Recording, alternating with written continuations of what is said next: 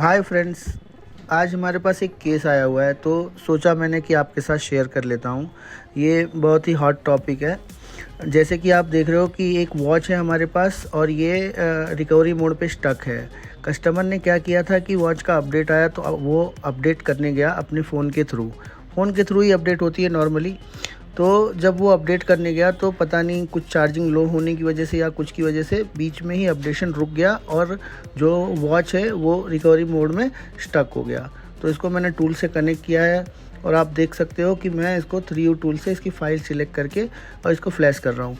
ये कोई मतलब बहुत बड़ी बात नहीं है, लेकिन इसमें बात ऐसी है कि अगर आप कोई भी फर्मवेयर यानी इसकी जो फ्लैशिंग फ़ाइल है वो आप गूगल से या कहीं से उठाओगे या एप्पल के ऑफिशियल से भी उठाओगे या 3U टूल की भी वेबसाइट से उठाओगे तो आपका जो वॉच है वो 20% फ्लैश होके और वो एरर दे देगा, यानी कि फ्लैशिंग पास नहीं होगी।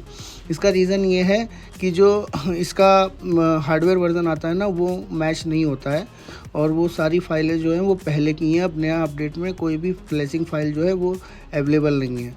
तो हमारे पास इसकी फ्लैशिंग फ़ाइल सारे मॉडलों की अवेलेबल है।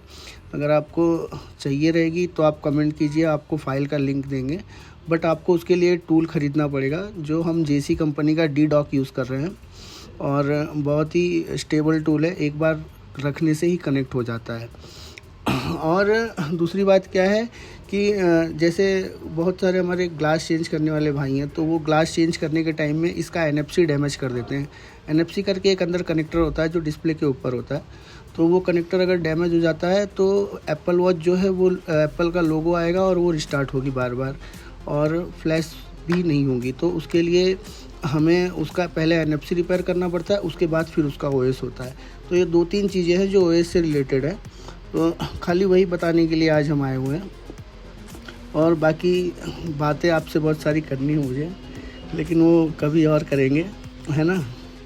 तो देखिए ऐसे फ्लैश होता है। रिकवरी मोड में डालना है, अगर लोगो रिस्टार्ट हो रहा है तो अगर आपको रिकवरी मोड में डालना है तो आपको क्राउन जो होता है, जो क्राउन मतलब जो इसका रिंग ऊपर नीचे करते हैं वो और पावर की दोनों साथ में प्रेस करके रखेंगे टूल पे लगा के, तो वो रिकवरी मोड में चला जाएगा। और उसके बाद फिर आप ये सेम प्रोसीजर अप्लाई कर सकते हैं। और ये ध्यान रखिए कि जब आप